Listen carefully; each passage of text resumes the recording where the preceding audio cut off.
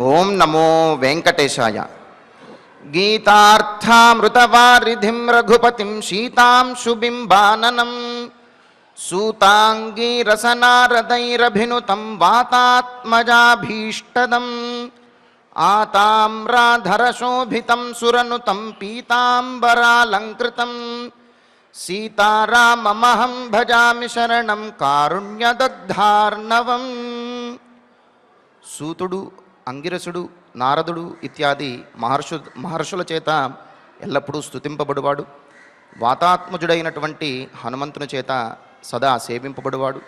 రఘు పుంగవుడు అయినటువంటి శ్రీరామచంద్రునకు నమస్కరిస్తూ తదభిన్న స్వరూపుడైనటువంటి ఆ శ్రీనివాసుని యొక్క దయా విశేషం చేత సమస్త మానవాళికి ధర్మ తత్పరతను సకల కార్యసిద్ధిని చేకూర్చాలన్నటువంటి సంకల్పంతో తిరుమల తిరుపతి దేవస్థానం వారు నిర్వహిస్తున్నటువంటి శ్రీమద్ రామాయణం అయోధ్యాకాండ ప్రవచన పారాయణ కార్యక్రమంలో నేటికి మనం 316వ రోజులోకి ప్రవేశించాం. ఈ కార్యక్రమంలో ముందుగా అన్నమాచారుల వారి సంకీర్తన అయినటువంటి దీనరక్షకుడు అఖిల వినుతుడు దేవదేవుడు రాముడు అనేటటువంటి సంకీర్తనను శ్రీమాన్ కర్రా ఉదయ్ భాస్కర్ గారు, అన్నమాచార్య ప్రాజెక్టు కళాకారులు వారి బృందం యొక్క సహకారంతో ఆలపిస్తారు. శ్రవణం చేద్దాం. ఓం నమో వెంకటేశాయ.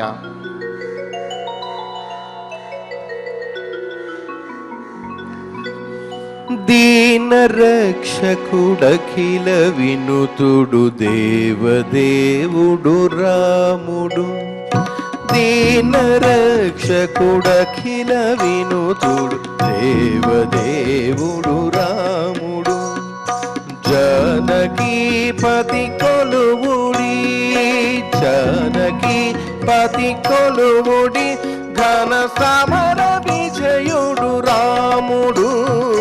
దీనరక్షకుడఖిల వినుతుడు దేవదేవుడు రాముడు, దేవదేవుడు రాముడు.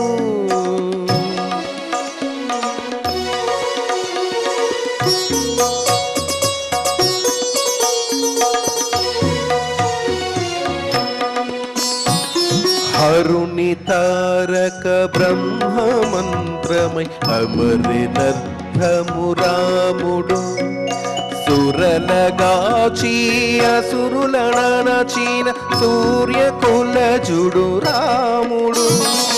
హరుని తారక బ్రహ్మ మంత్రమై అమరినర్థము రాముడు. సురలగాచి అసురులనచీన సూర్యకులజుడు రాముడు. సరయునందును మూర్తి చూరలు జనుల కొసగడి రాముడు.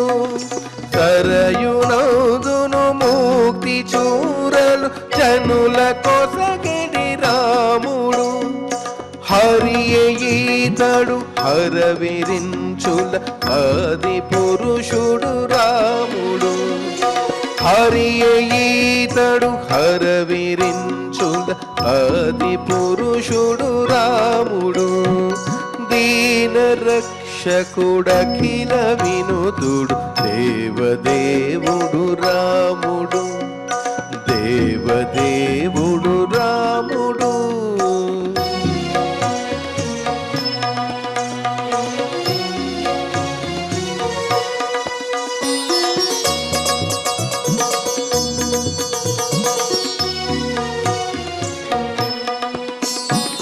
మునుల ఋషులకు అభయముసగిన మూలమూరితి రాముడు. మనసు లోపల పరమయోగుల మరుగు తేజము రాముడు. మునుల ఋషులకు అభయముసగిన మూలమూరితి రాముడు. మనసు లోపల పరమయోగుల మరుగు తేజము రాముడు. పనిచి మీదటి బ్రహ్మ పట్టము పండు కొసగెను రాముడు. పనిచి మీదటి బ్రహ్మ పట్టము పండు కొసగెను రాముడు. మనుజ వేషము తోడనగజకు మందమాయెను రాముడు. మనుజ వేషము తోడనగజకు మందమాయెను రాముడు దీన రక్షకుడఖిల వినుతుడు దేవదేవుడు రాముడు దేవదేవుడు రాముడు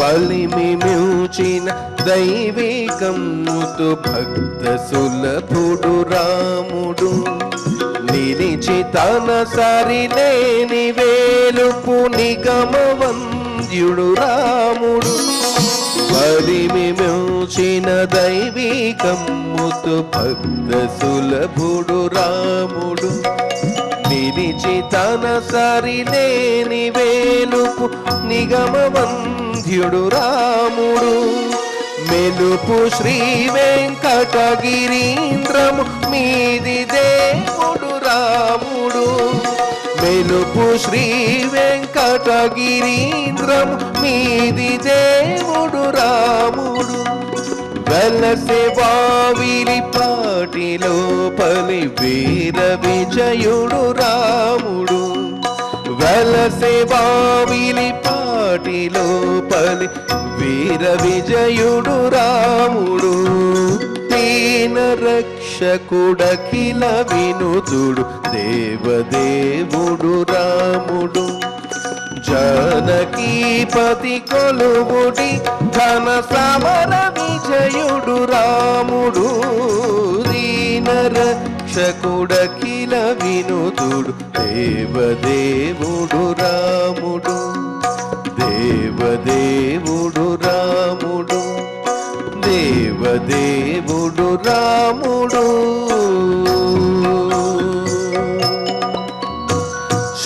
శ్రీరామ జయ రామ జయ జయ రామ శ్రీరామ జయ రామ జయ జయ రామ శ్రీరామ జయ రామ జయ జయ రామ శ్రీరామ జయ రామ జయ జయ రామ శ్రీరామ జయ రామ శ్రీరామ జయ రామ శ్రీరామ జయ రామ. సంకీర్తనను ఎంతో చక్కగా శ్రవణం చేశాం. ఇక ఇప్పుడు శ్రీ గురు ధ్యానపూర్వకంగా సంకల్ప వాక్యాలను అందరము కలిసి పలుకుతూ ఈ కార్యక్రమాన్ని ప్రారంభం చేసుకుందాం. శ్రీ గురు ధ్యానం.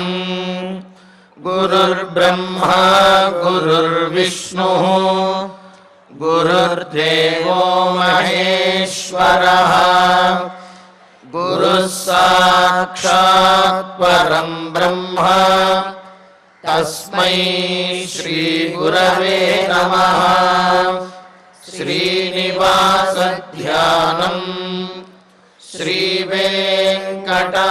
వెంకటాద్రినిలయః కమలాకాముకః పుమాన్ అభంగుర విభూతిర్నః స్తరంగయతు మంగళం.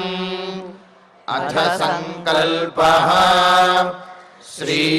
శ్రీమదాదివరాహ క్షేత్రే విరాజమానస్య శ్రీ పద్మావతీ జానేః అఖిలాండకోటి బ్రహ్మాండ నాయకస్య శ్రీరామచంద్ర రూపాంతరస్య భగవతః శ్రీ వెంకటేశ్వర స్వామినః సన్నిధౌ హనుమత్ సీతా లక్ష్మణ భరత శత్రుఘ్న పరివార సమేత శ్రీరామచంద్ర పరబ్రహ్మణః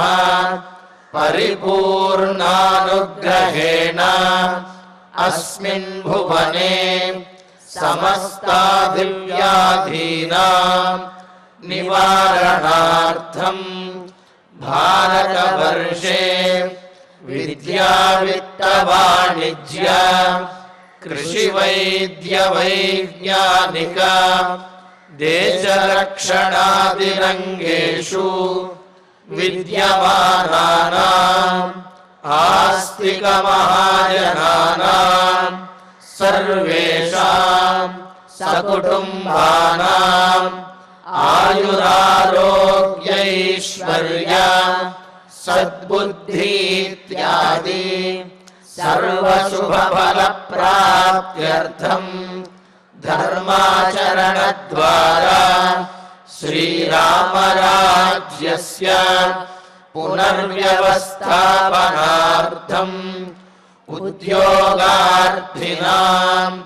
समुचितोद्योगप्राप्त्यर्थं दम्पतीनाम् अनुकूलदाम्पत्यसिद्ध्यर्थं सन्तानस्य पितृवाक्यपरिपालनानुकूल बुद्धिप्रचोदनार्थं सकलकार्यसिद्ध्यर्थं गोसंरक्षणार्थं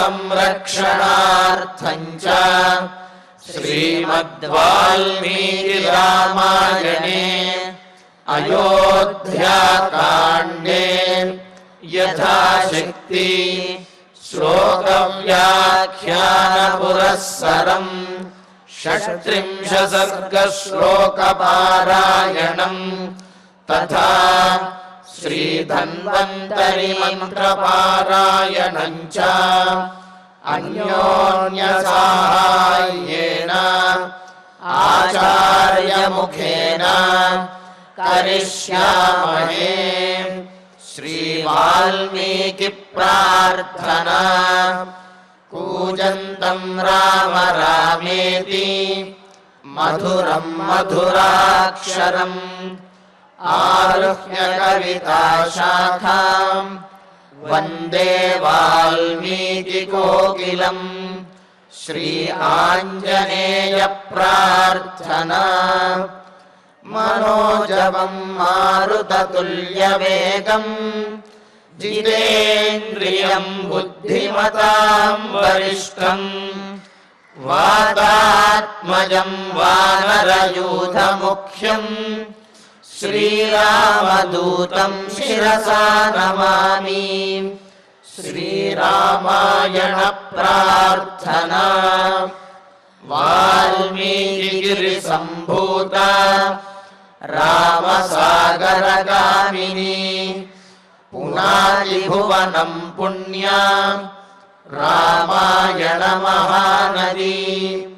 श्रीराम प्रार्थना।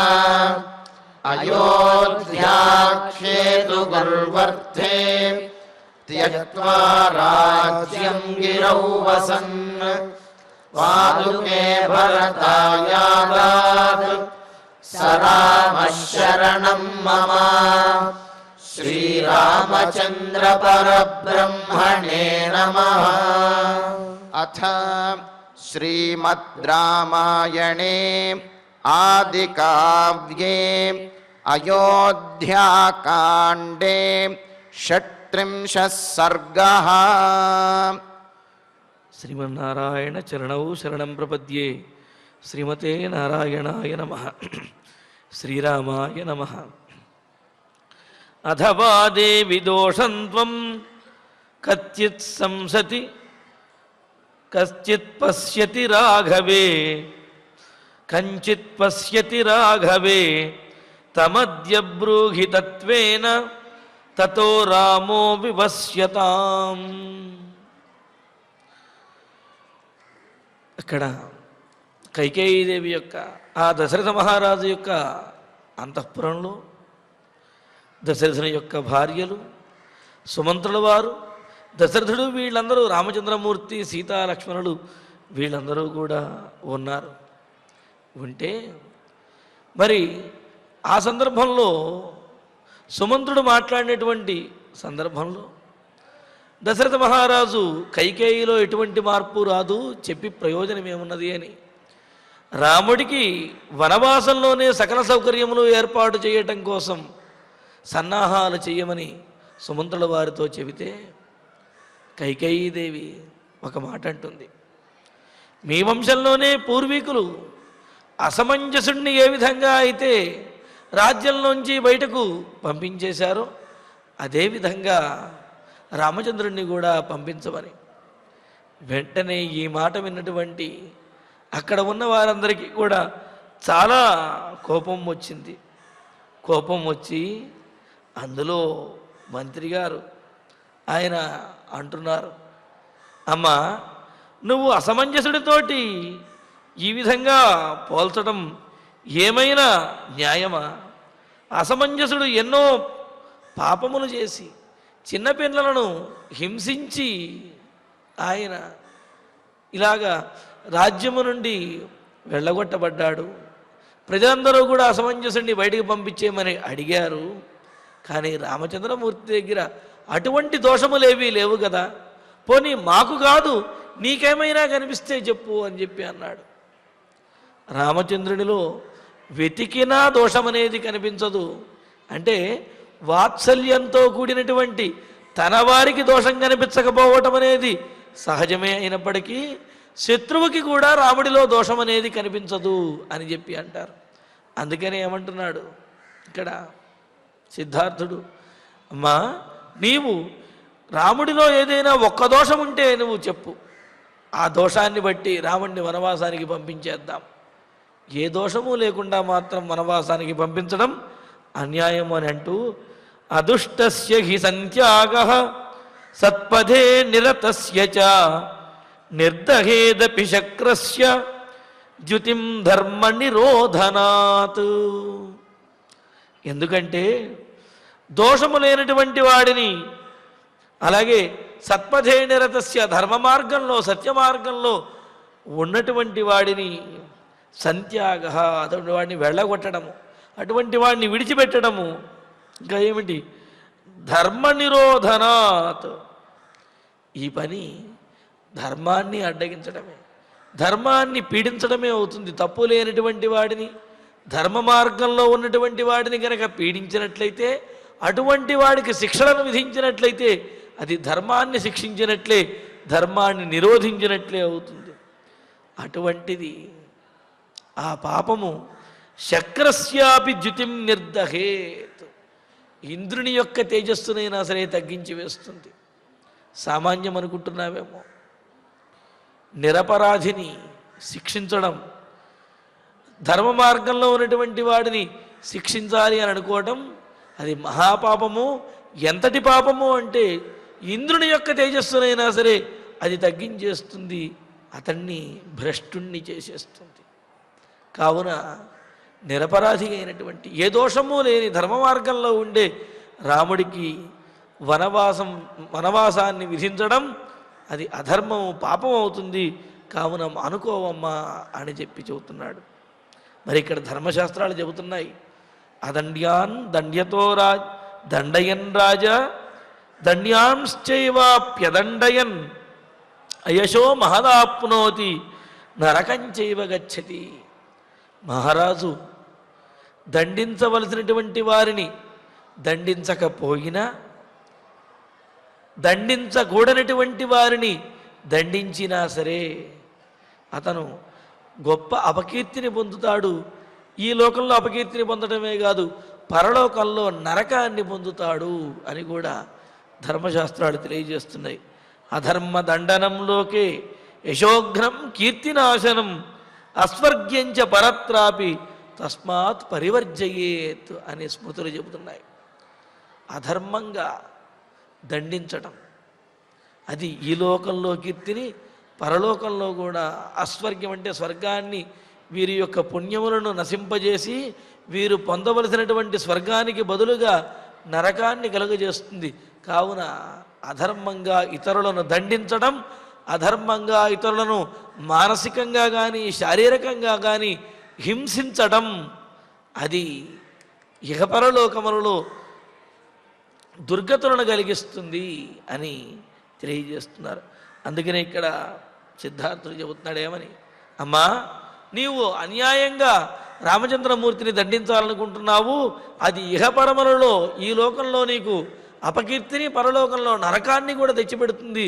కావున నీ నిర్ణయాన్ని మార్చుకో అంటూ తదలం దేవి రామస్య శ్రియా విహతయా త్వయా లోకతోపి హితే రక్ష్య పరివాద శుభాననే.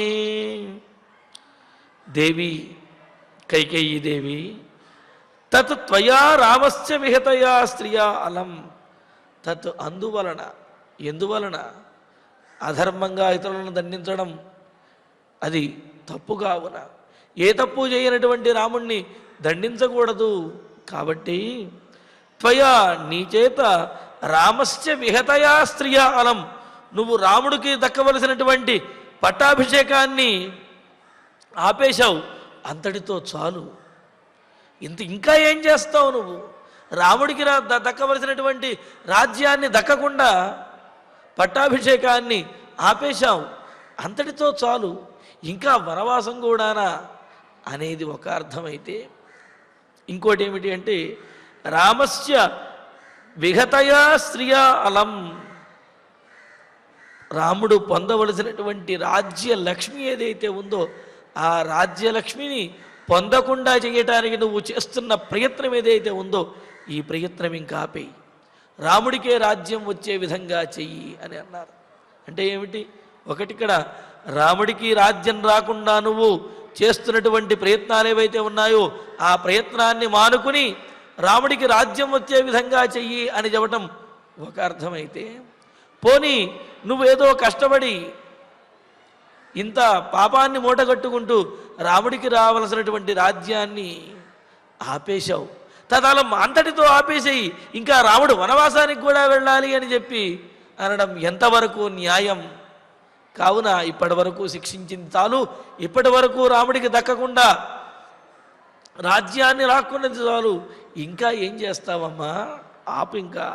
తే ఇలా కనుక నువ్వు చేసినట్లయితే తే లోకత అపి పరివాద, నీకు ఈ లోకమంతా కూడా అపకీర్తే వ్యాపిస్తుంది, లోకమంతా కూడా నిన్ను నిందిస్తారు, దుమ్మెత్తి పోస్తారు.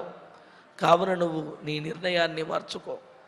పైగా నీకు అపకీర్తి రాకూడదు అనే తాపత్రయంతో నేను చెబుతున్నాను కానీ కేవలము రాముని యందు ప్రేమ వలన చెబుతున్నాను అనుకోవద్దు. నువ్వు రాముని యందు ప్రేమ ఉన్నది, నీకు అపకీర్తి రాకుండా చూసుకోవాలనే బాధ్యత కూడా ఉన్నది.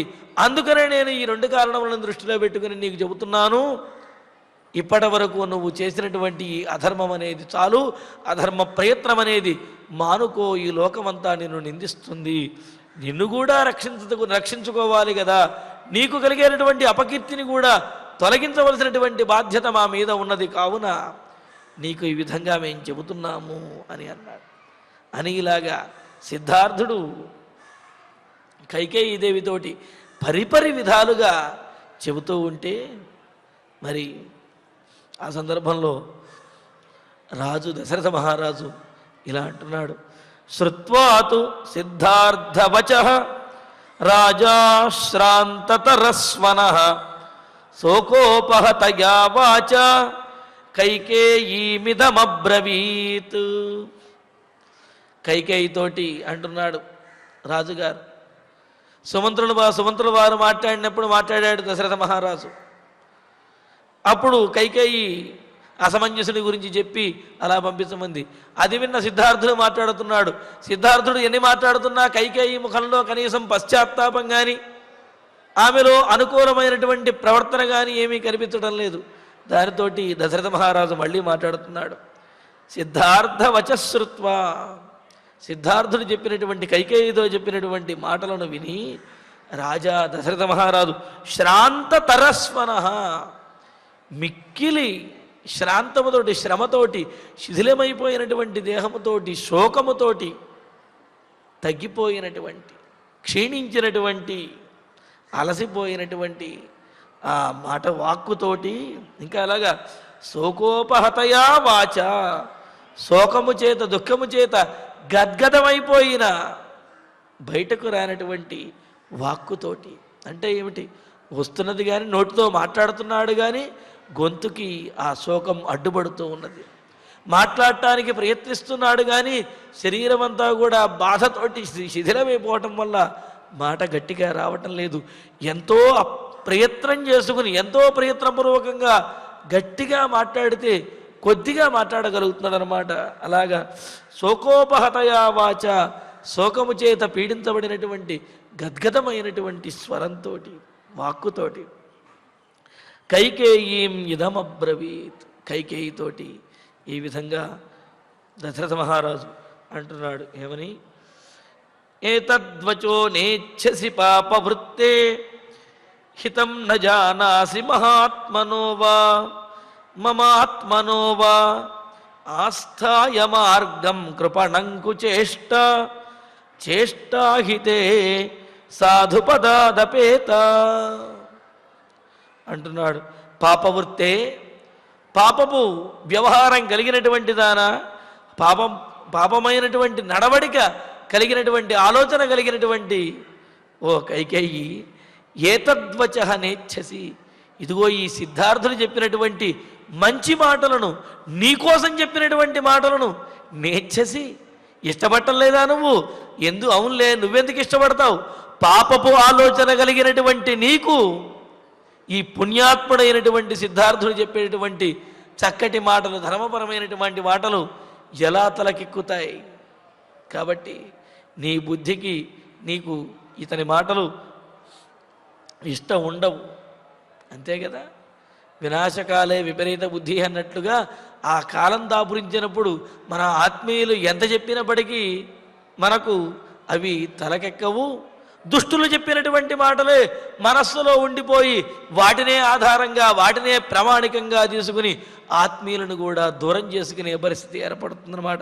అందుకే అంటున్నాడు, పాపవృత్తే, పాపాత్మురాల, ఈ చెబుతున్నటువంటి సిద్ధార్థుడు చెబుతున్నటువంటి మాటలు నువ్వు ఇష్టపడలేదు కదా. కుచేష్ట, నువ్వు చేసే పనులన్నీ కూడా కుచేష్ట అంటే చెడ్డమైనటువంటి పనులే చేస్తున్నావు, అంతే కదా. అటువంటి త్వం నీవు కృపణం అంటే కుత్సితమైనటువంటి ఆలోచనలే చేస్తున్నావు తప్ప సానుకూలమైన ఆలోచనలు చేయటం లేదు. తే చేష్ట సాధుపదాదపేత, నన్నెందుకలా అంటారు? నేను చెడ్డ పనులు చేస్తున్నానా? ఏం చేశాను? నేను చేసేవి చెడ్డ పనులు అని ఎలా అంటారు మీరు అని అడుగుతుందేమని చెబుతున్నాడు. నీ యొక్క చేష్టలు, నీ వ్యవహారము, నీ మాటలు ఇవన్నీ కూడా సాధుపదాతు ధర్మ మార్గము నుండి అపేత చాలా దూరంగా ఉన్నాయి. నీ మాటలు కానీ నీ వ్యవహారం కానీ ధర్మానికి, ధర్మ మార్గానికి ఎంతో దూరంగా ఉన్నాయి. ఆ దారి తప్పినటువంటి ధర్మ మార్గాన్ని తప్పినటువంటి మాటలను మాట్లాడుతున్నావు. అందుకనే నీవు కుచేష్టవు అంటే చెడ్డ పనులు చేసేటటువంటి దానివి. మరి అపేత మార్గం ఆస్థాయ, ధర్మం తప్పినటువంటి మార్గాన్ని అనుసరిస్తున్న నువ్వు, ధర్మ మార్గాన్ని తప్పినటువంటి నువ్వు, మమ నా గురించి కానీ, ఆత్మనోవా కనీసం నీ గురించి నువ్వైనా సరే, హితం నజానాసి, హితాన్ని, మేలుని, మంచిని తెలుసుకోలేకపోతున్నావు. ఇతరుల గురించి తెలుసుకోలేకపోయినా కనీసం నీ గురించి నువ్వైనా సరే హితాన్ని తెలుసుకోవాలి కదా. కానీ నువ్వు ధర్మ మార్గాన్ని విడిచి అధర్మ మార్గంలో దుష్టుల చేత ప్రేరేపించబడినటువంటి నువ్వు, నీకు అంటే నాకు కలుగుతున్నటువంటి ఆపదను తెలుసుకోలేకపోతున్నావు. నీకు కలుగుతున్నటువంటి ఆపదను కూడా, నీ వల్లే నీకు కలుగుతున్నటువంటి ఆపదను, అపకీర్తిని నీవు తెలుసుకోలేకపోతున్నావు. అంతటి మూర్ఖత్వంతో నువ్వు వ్యవహరిస్తున్నావు కైకేయి, ఏం ఆలోచిస్తున్నావు అని అంటూ, సరే అయితే నువ్వు నీ పట్టుని విడిచిపెట్టవు, నీ అధర్మ మార్గాన్ని విడిచిపెట్టవు, ధర్మాన్ని వినవు, కావున నీ మార్గంలో నువ్వే ఇష్టం వచ్చినట్టు ఉండు, మేము మాత్రము ధర్మ మార్గాన్ని అనుసరిస్తాం అని అంటున్నాడు. ఏమిటి ధర్మ మార్గము అంటే, రాముడు ఏ మార్గంలో వెళితే, ఎక్కడకు వెళితే అదే ధర్మము అని అన్నారు, అంతే కదా. మహాజనో ఏన గత సపంధాహ, మహాత్ములు ధర్మాత్ములు దేనిని ఆచరిస్తారో, ఏ మార్గంలో వెళతారో అదే ధర్మపరమైనటువంటి మార్గము, అదే సరి అయినటువంటి మార్గము అని అన్నారు. మరి ధర్మాత్ముడైనటువంటి రాముడు ఎటైతే వెళతాడో అదే మాకు కూడా ధర్మపరమైన మార్గము, దానినే మేము అనుసరిస్తాము అని అంటూ అనువ్రజిష్యామ్యహమద్య రామం రాజ్యం పరిత్యజ్య సుఖం ధనంచ సహైవ రాజ్ఞా భరతేన చత్వం యథా సుఖం భుంక్ష్వచిరాయ రాజ్యం.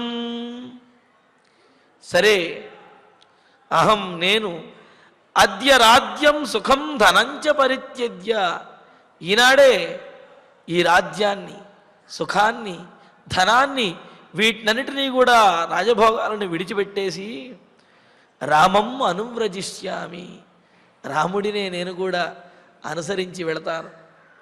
రాముడు అడవికి వెళితే ఆ అడవిలోనే నేను కూడా జీవిస్తాను, నా కుమారుడితోటే నా జీవితము అని చెప్పి అంటున్నాడు. అనువ్రజిష్యామి రాజ్ఞా భరతేన సహైవ, రాజుగారైనటువంటి భరతుడితో పాటు నీవు కూడా త్వంచ యథాసుఖం, సుఖాలను అనుభవిస్తూ, సుఖాన్ని అతిక్రమించకుండా సుఖాలను అనుభవిస్తూ ఆనందంగా నువ్వు చిరాయ రాజ్యం భుంక్ష్వ, ఎంతో నీ ఇష్టం వచ్చినంత కాలం, ఎల్లకాలము ఈ రాజ్యాన్ని నువ్వే పరిపాలించుకో అని అంటున్నాడు.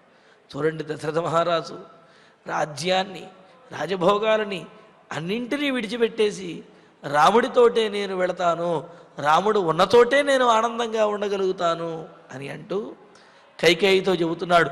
నీవు నీ కుమారుడితోటి, మహారాజు అయినటువంటి నీ కుమారుడితోటి నీ ఇష్టం వచ్చినట్టుగా ఎంతకాలం కావాలంటే అంతకాలం ఈ రాజ్యాన్ని పరిపాలించుకోవమ్మా, నాకు మాత్రం ఈ రాజ్యము కానీ రాజభోగాలు కానీ ఏమీ అవసరం లేదు, నేను రాముడితోటే వెళ్ళిపోతాను అంటున్నాడు.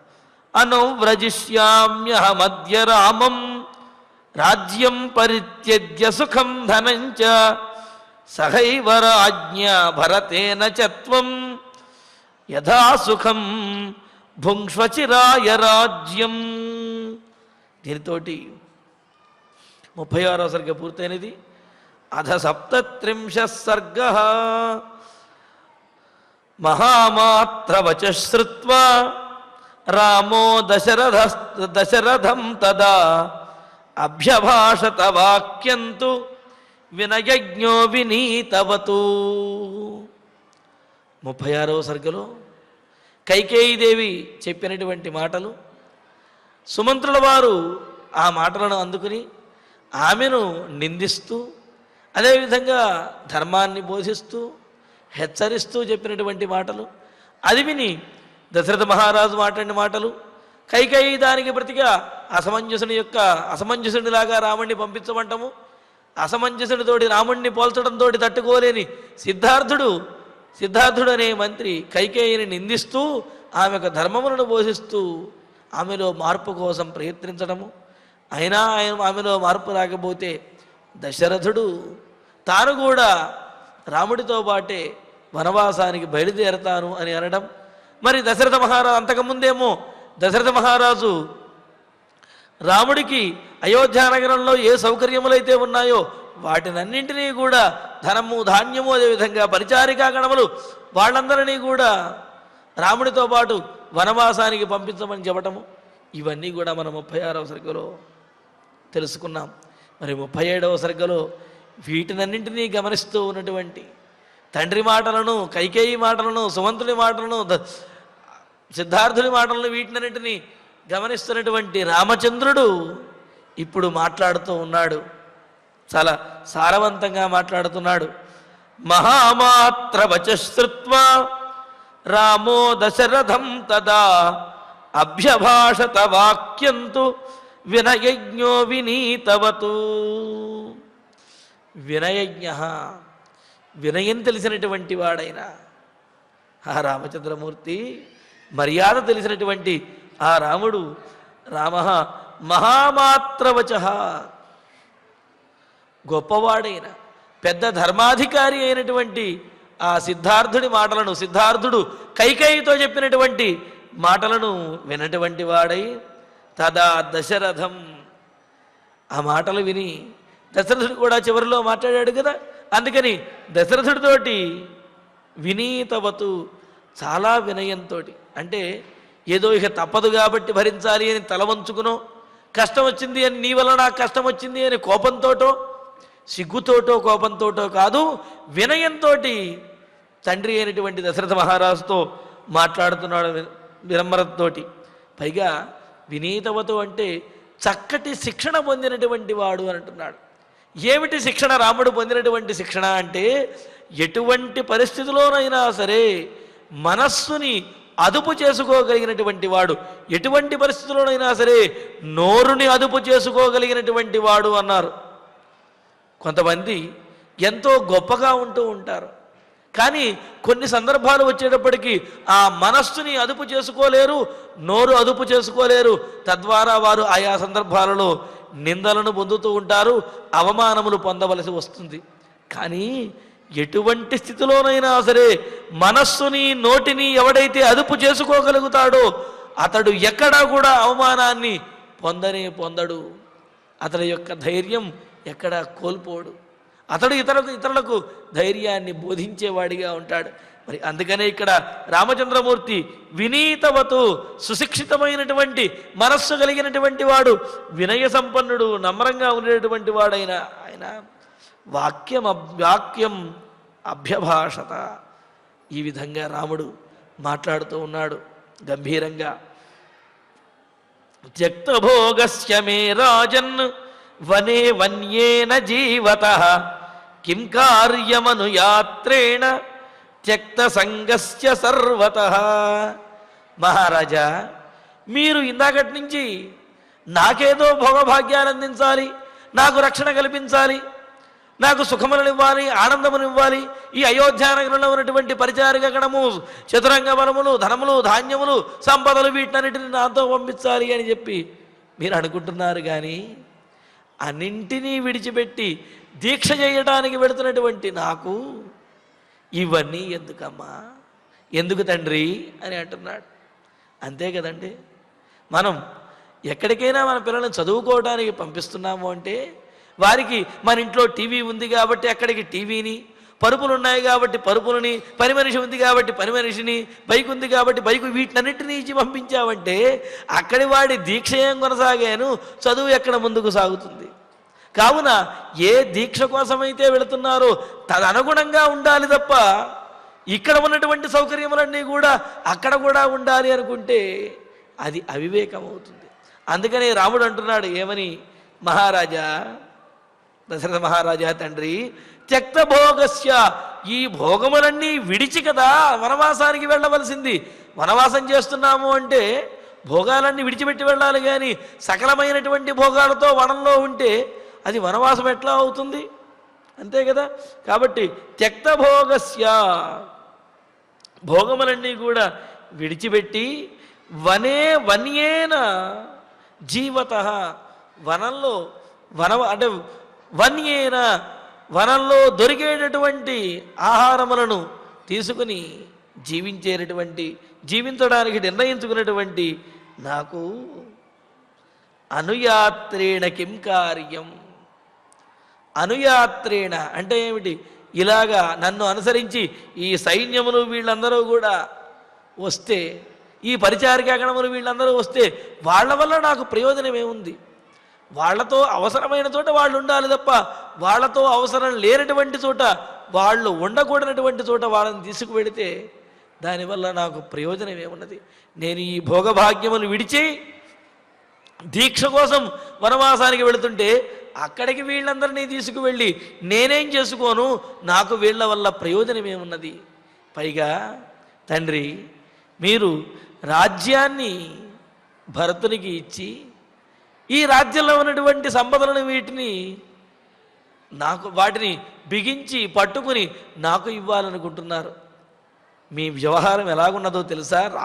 రాముడు ఎంత చక్కగా, ఎంత యుక్తియుక్తంగా, అంటే ఏమిటి, తనకు వ్యతిరేకమైనటువంటి వ్యవహారం అయినప్పటికీ కూడా ఆ వ్యవహారాన్ని కూడా చాలా యుక్తియుక్తంగా మాట్లాడుతున్నాడు. చూడండి, యోహి దత్వా ద్విపశ్రేష్టం కక్ష్యాయాంకురుతే మనః రజ్జుస్నేహేన కిం తస్య త్యజతః కుంజరోత్తమం.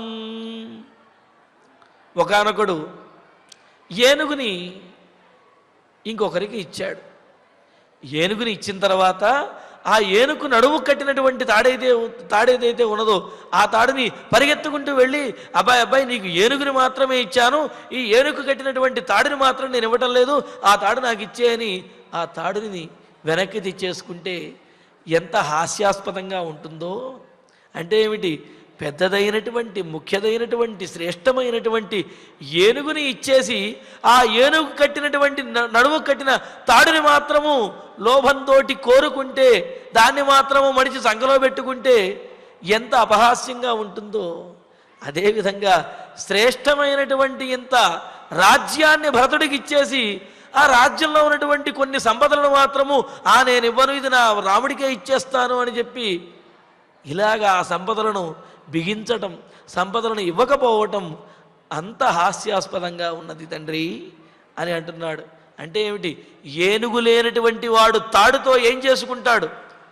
ఏనుగుని కట్టడానికే కదా ఆ తాడు. మరి ఏనుగుని ఇచ్చేసిన తర్వాత ఆ తాడు పట్టుకుని మాత్రం ఏం చేసుకుంటాడు? అలాగే రాజ్యంలో అనుభవించడానికే కదా ఈ భోగభాగ్యాలు, పరిచారికా గణములు, అదేవిధంగా ఈ చతురంగ బలములు. రాజ్యం ఉన్నవాడికి కదా వీటి యొక్క అవసరము. అసలు రాజ్యమే లేనటువంటి వాడికి ఈ చతురంగ బలములు, పరిచారికా గణములు ఇవన్నీ ఎందుకు? ఇక్కడ దశరథుడు ఏమనుకుంటున్నాడు, రాజ్యాన్ని మాత్రము భరతుడికి ఇచ్చేసి రాజ్యంలో ఉన్న చతురంగ బలములు రాముడితో పంపించాలనుకుంటున్నాడు. ఇది ఎంత హాస్యాస్పదం తండ్రి. రాజ్యం లేనటువంటి నాకు సైన్యంతో ప్రయోజనం ఏమున్నది? రాజ్యాన్ని రక్షించుకోవడానికి కదా సైన్యం యొక్క అవసరము. మరి అటువంటి రాజ్యమే లేనప్పుడు సైన్యంతో నేనేం చేస్తాను? అంతే కదా. ఏనుగుని కట్టేటటువంటి తాడు ఏనుగు లేని వాడికి ఏం చేసుకుంటాడు ఆ తాడుతోటి? కావున ఏనుగుతో పాటు ఆ తాడిని కూడా పంపిస్తే ఆ ఏనుగుని తీసుకున్న వాడికైనా దాని యొక్క ప్రయోజనం అనేది ఉంటుంది. వీడు పెట్టి కూర్చుంటే ప్రయోజనం ఏమి ఉండదు. అదే మాట చెబుతున్నాడు. ఎవడైతే ద్విపశ్రేష్టం, శ్రేష్టమైనటువంటి గొప్పదైనటువంటి ఏనుగుని దత్వా ఇచ్చేసి, కక్ష్యాయాం కురుతే మనః కురుతే, ఆ ఏనుగు నడుము కట్టినటువంటి తాడు విషయంలో మాత్రం నేను విడిచిపెట్టనాదంటే నాకు చాలా మనస్సు, కావున ఆ తాడును మాత్రం నేను ఇవ్వను అని దాన్ని లాక్కుంటే ఎలా ఉంటుందో, అలాగా ఆసక్తిని ఆ విధంగా చేసినట్టు ఇది ఎలా ఉంటుందో అదేవిధంగా త్యజత తస్య రజ్జు స్నేహేన కిం అంటున్నాడు. ఏనుగుని విడిచిపెట్టేటటువంటి వాడికి రజ్జువుతోటి పనేమున్నది? రాజ్యాన్ని విడిచిపెట్టేసిన తర్వాత ఆ రాచరిక లక్షణములతోటి, సైన్యముతోటి నాకు పనేమున్నది? కావున రాజ్యంతో పాటుగా సకల సంపదలను, సర్వ సైన్యములను కూడా తమ్ముడైనటువంటి భరతుడికి ఇవ్వటమే న్యాయము. కానీ రాజ్యం భరతుడికి ఇచ్చేసి రాజ్యంలో ఉన్న సైన్యాన్ని నాకు ఇస్తే నిష్ప్రయోజనమవుతుంది అని చెప్పి అంటున్నాడు ఇక్కడ. కావున ఇక్కడ భరతునికి రాజ్యంతో పాటుగా భరతునికి సకల సైన్యములను, భోగభాగ్యములను ఇవ్వటమే న్యాయము. నేను దీక్షగా వనవాసానికి వెళ్ళాలి, కావున నేను మాత్రము ఇలా వేటిని గ్రహించకుండా వెళ్ళడమే న్యాయము. కావున అదే చేయండి తండ్రి అని అంటున్నాడు. అంటూ తథా మమ సతాం శ్రేష్ఠ కింధ్వజిన్యా జగత్పతే సర్వాణ్యేవానుజానామి చీరాణ్యేవానయంతు మే. సతాం శ్రేష్ఠ, తండ్రి నా కోసం ఇంత తాపత్రయపడుతున్నావేంటయ్యా? నేను మళ్ళీ వచ్చేస్తాను. నా మీద మీకు ఉన్నటువంటి ప్రేమ చూస్తుంటే నా మనసు చాలా బాధపడుతున్నది. కావున అలా బాధ పెట్టకుండా నేను చెప్పినట్లుగా చేయండి. రాజ్యాన్ని, రాజ్యంతో పాటు సమస్త సైన్యమును, చతురంగ బలములను కూడా తమ్ముడికే, భరతునికే ఇవ్వండి. అదే న్యాయము, అదే ధర్మము. మరి నా పరిస్థితి నాకంటారా? సతాం శ్రేష్ఠ, శ్రేష్ఠుడమైనటువంటి జగత్పతే మహారాజా, దశరథ మహారాజా. తథా అదేవిధంగా అంటే ఏమిటి? రాజ్యము లేనటువంటి నాకు మీరు ఇంకేమీ కూడా ఇవ్వవలసినటువంటి అవసరము లేదు. ధ్వజిన్యా కిం, ఇంకేమంటున్నాడు? ధ్వజిన్య అంటే, ధ్వజి అంటే సేన అని అర్థం. రాజ్యము లేనటువంటి నాకు సేనతోటి పనే ఏమున్నది? సర్వాణ్యేవ అనుజానామి, మీరు నాకు ఏవైతే ఇవ్వదలుచుకున్నారో వాటినన్నిటినీ కూడా అనుజానామి, నేను అంగీకరిస్తున్నాను. దేనికి అంగీకరిస్తున్నాను? భరతుడికి ఇవ్వటానికి స్వయంగా నేనే అంగీకరిస్తున్నాను. కావున నాకేవైతే మీరు సౌకర్యములు కల్పించదలుచుకున్నారో, చతురంగ బలములు ఇవ్వాలనుకుంటున్నారో వాటిని భరతునికే ఇచ్చేయండి. మరి నీకేమి ఇవ్వంటావయ్యా అని అడుగుతారేమో. నాకా ఏమీ ఇవ్వక్కర్లేదు, ఒక్కటి నారచీరలు మాత్రము నాకు ఇప్పించండి అని అంటున్నాడు. అంటే ఎక్కడ ఎవరికి ఏ సందర్భంలో ఏది అవసరమవుతుందో అది ఇవ్వటం అనేది సముచితము అని ఇక్కడ రామచంద్రుని యొక్క ఉద్దేశ్యం. తమ్ముడు భరతుడు రాజవుతున్నాడు కావున భరతునికి చతురంగ బలములు, ఈ భోగభాగ్యములు ఇవన్నీ కూడా అవసరము. రాజ్యంలో ఉన్న వారిని పోషించడం కోసం ధనము ధాన్యము ఇవన్నీ కూడా అవసరం. కావున వాటిని తమ్ముడికి ఇవ్వండి. నేను వనవాసానికి వెళుతున్నాను కావున వనవాస దీక్షలో నేను ధరించవలసినవి నారచీరలు ధరించాలి. కావున నాకు అవసరమైనటువంటి నారచీరలను నాకు తెప్పించండి. ఈ పరిచారికా గణములు వెళ్ళి పరిచారికా గణములతో నాకు సేవ చేయించాలనుకున్నారు కదా, ఇప్పుడే చెబుతున్నాను వినండి. ఇప్పుడు చేయించవలసిన సేవ ఏమిటి అంటే, ఈ పరిచారికా గణములను పంపించి నాకు నారచీర తెప్పించండి. ఇదే నాకు వీరు చేసేటటువంటి సేవ, ఇంతకంటే మరొక సేవ చేయవలసినటువంటి అవసరము లేదు అంటున్నాడు. తద్వారా అంటే ఏమిటి? భరతునికి రాజ్యంతో పాటు ఈ చతురంగ బలములు ఇవ్వడం ద్వారా భరతునికి పరిపూర్ణంగా మీరు ఇచ్చిన వారు అవుతారు. అలాగే నాకు వనవాసం చేయమని అనుజ్ఞ ఇచ్చారు కావున ఈ వనవాస దీక్ష చేసినటువంటి నాకు గనక మీరు నారచీరలు ఇచ్చినట్టయితే నాకు కూడా పరిపూర్ణంగా మీరు ఇవ్వవలసినటువంటిది ఇచ్చినట్లే అవుతుంది. కావున మీరు తమ్ముడికి పూర్తిగా ఇచ్చినట్లే నాకు పూర్తిగా ఇచ్చినట్లే. కావున మీరు దిగులు పడవలసినటువంటి అవసరం లేదు. వెంటనే ఆ నారచీరలను తెప్పించండి తండ్రి అని అంటున్నాడు. ఏమిటి నారచీరల యొక్క విశేషము అంటే రాముడే చెబుతాడు. తపస్సంగ్రామ కవచం నియమద్విరదాంకుశ ఖలీనమింద్రియాశ్వానాం గృహ్యతాం ధర్మసారథి. ఆ నారచీరలు దీక్షావస్త్రముల యొక్క మహిమ చెబుతారు. అందుకనే మనం ఏదైనా పూజలు చేస్తున్నా, లేదా వ్రతాలు చేస్తున్నా, యజ్ఞయాగాదులు చేస్తున్నా దీక్షా వస్త్రాలను ధరిస్తాం. ఆ దీక్షా వస్త్రాలు ధరించినప్పుడు ఆ వస్త్రములు మన మనస్సుని ప్రేరేపిస్తాయి. నువ్వు దీక్షలో ఉన్నావు కావున జాగ్రత్తగా ఉండు, నువ్వు దీక్షలో ఉన్నావు కావున మానసికంగా కూడా నిర్మలంగా ఉండు. అంటే ఆ దీక్షలో ఉన్నటువంటి వాడు మానసికంగా కూడా నిర్మలంగా ఉండాలి. అదేవిధంగా చెడు ఆలోచనలు ఏవి చేయకూడదు. నువ్వు దీక్షలో ఉన్నావు, అబద్ధం ఆడవద్దు, నువ్వు దీక్షలో ఉన్నావు, ధర్మంగా ఉండు అని చెప్పి ఆ కట్టుకున్నటువంటి దీక్షా వస్త్రములు ప్రతిసారి గుర్తు చేస్తూ ఇతన్ని ధర్మ మార్గంలో ఉంచుతాయి అన్నమాట. అందుకనే తపస్సంగ్రామ కవచం. తపస్సు అనేది ఒక సంగ్రామం లాంటిది. అదేమిటండి తపస్సు ప్రశాంతంగా చేసుకునేది, సంగ్రామం యుద్ధం అనేది గందరగోళంగా చేసేది అంటే యుద్ధంలోనైనా తపస్సులోనైనా సరే విఘ్నములు, అదేవిధంగా మనల్ని ఓడించడానికి చూసేటటువంటి శక్తులు ఇతరులు ఎంతోమంది ప్రయత్నిస్తూ ఉంటారు. అందుకనే తపస్సుని సంగ్రామంతో పోల్చారన్నమాట. కావున తపస్సంగ్రామ కవచం, తపస్సు అనే సంగ్రామంలో సురక్షితంగా ఉండడానికి ధరించేటటువంటి కవచం వంటిది దీక్షావస్త్రము అన్నారు, నారచీరలు అని చెప్పారు.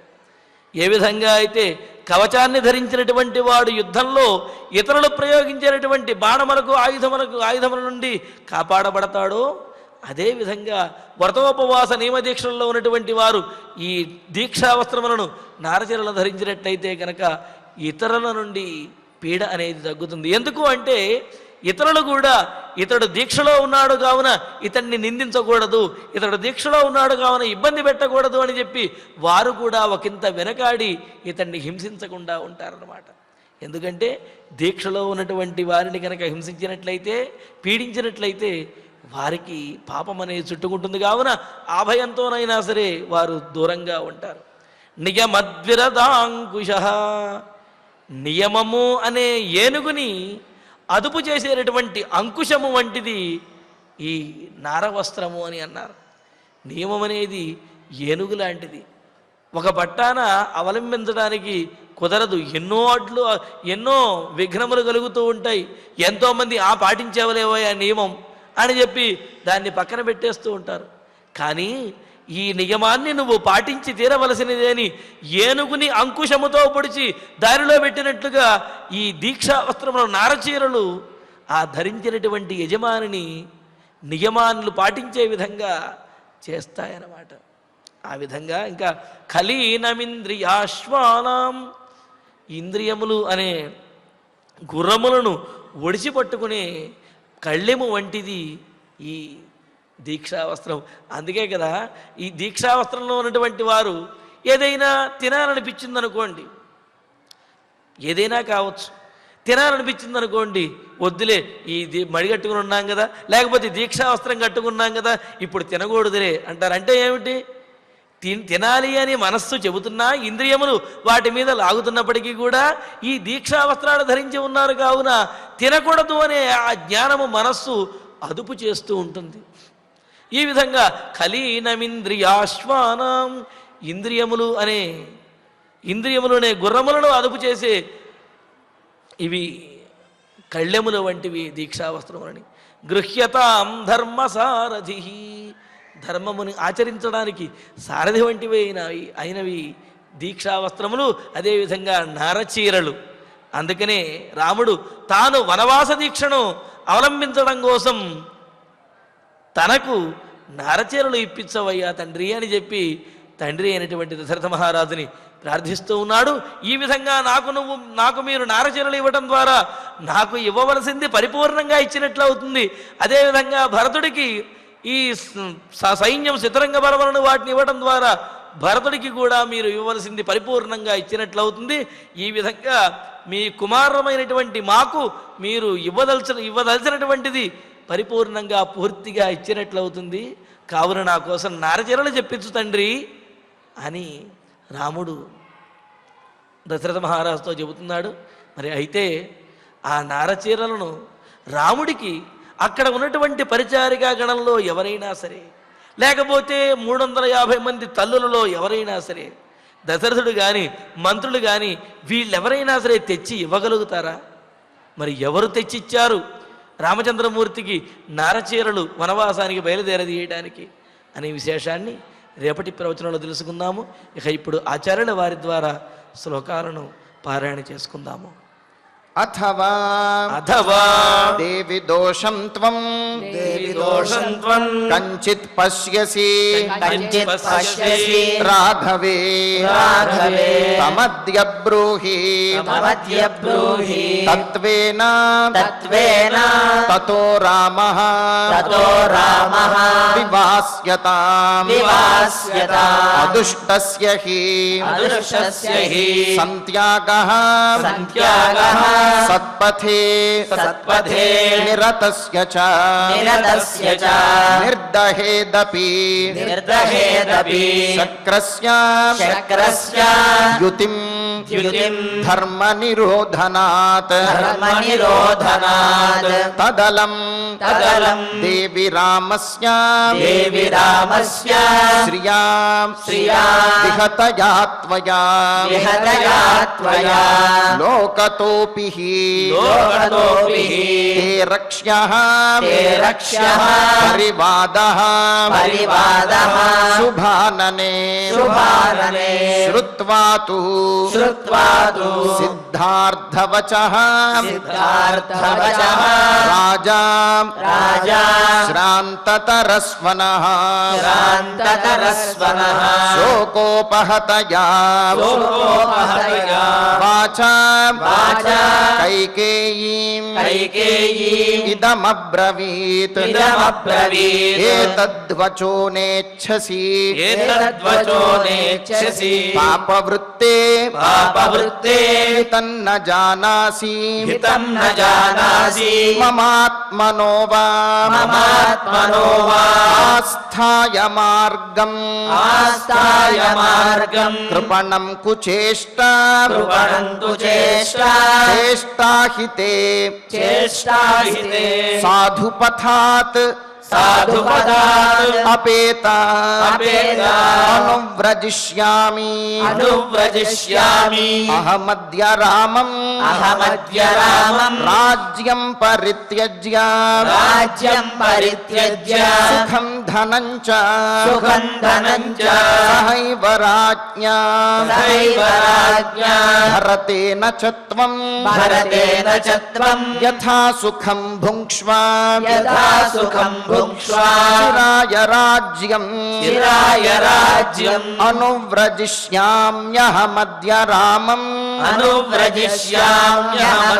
రామం రాజ్యం పరిత్యజ్య సుఖం ధనం చ సహైవ రాజ్ఞా భరతేన చ త్వం యథా సుఖం భుంక్ష్వ చిరాయ రాజ్యం ఇత్యార్షే శ్రీమద్ రామాయణే ఆదికావ్యే అయోధ్యాకాండే సర్గః అథ శ్రీమద్ రామాయణే ఆదికావ్యే అయోధ్యాకాండే సప్తత్రింశః సర్గః మహామాత్రవచః శ్రుత్వా రామః దశరథం తదా అభ్యభాషత వాక్యంతు వినయజ్ఞః వినీతవత్ యజ్ఞభోగస్య మే రాజన్ వనే వన్యేన జీవతః కిం కార్యం అనుయాత్రేణ త్యక్త సంగస్య సర్వతః యో హి దత్వా గజశ్రేష్ఠం కక్ష్యాయాం కురుతే మనః రజ్జుస్నేహేన కిం తస్య త్యజతః కుంజరోత్తమం తథా మమ సతాం శ్రేష్ఠ కిం భజిన్యాం జగత్పతే సర్వాణ్యేవ అనుజానామి క్షీరాణ్యేవ ఆనయంతు మే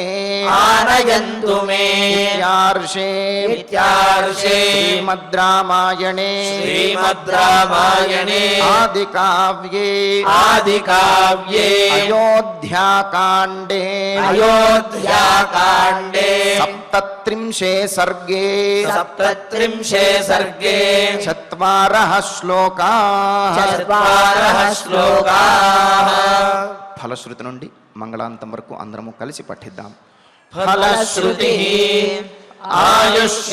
ఆయుష్యమారోగ్యకరం యశస్యం సౌభ్రాతృకం బుద్ధికరం సుఖం చ శ్రోతవ్యమేతన్నియమేన సద్భిః ఆఖ్యానమోజస్కరమృద్ధికామైః శ్రీరామచంద్ర పరబ్రహ్మణే నమః.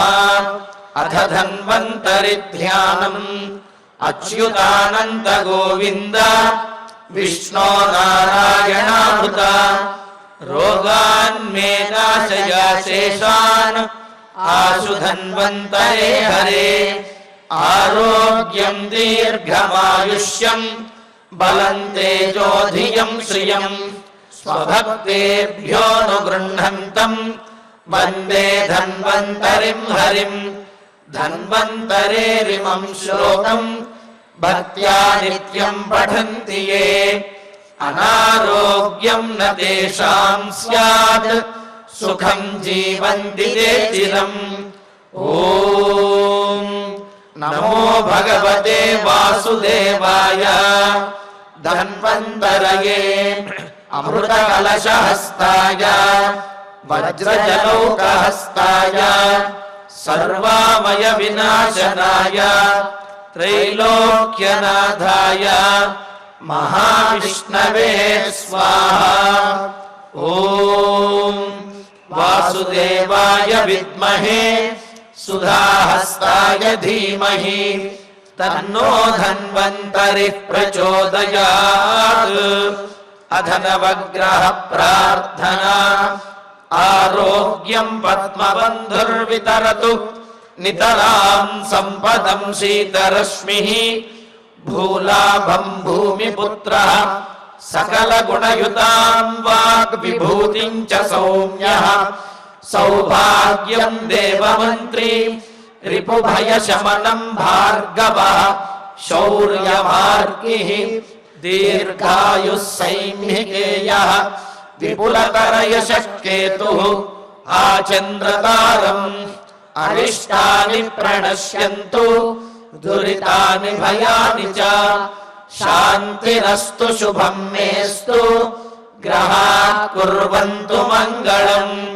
అథ క్షమా ప్రార్థనా యదక్షరపదభ్రష్టం మాత్రాహీనం చ యద్భవేత్ తత్సర్వం క్షమ్యతాం దేవా నారాయణ నమోస్తుతే.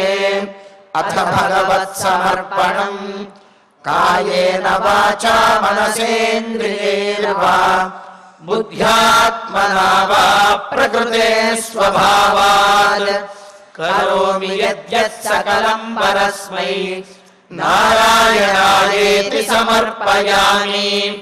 అథ మంగళం శ్రియః కాంతాయ కళ్యాణ నిధయే నిధయేర్థినాం శ్రీవేంకటనివాసాయ శ్రీనివాసాయ మంగళం.